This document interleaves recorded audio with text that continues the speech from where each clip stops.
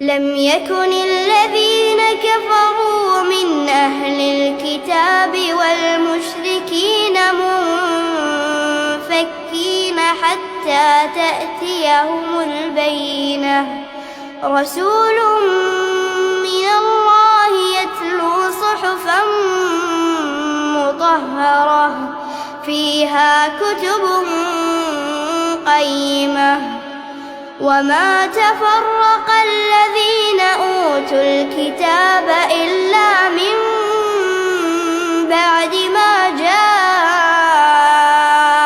جاءتهم البينة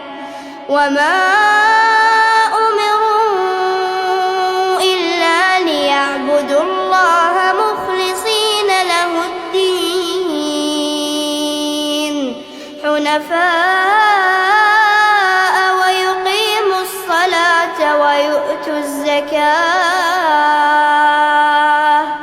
وذلك دين القيم.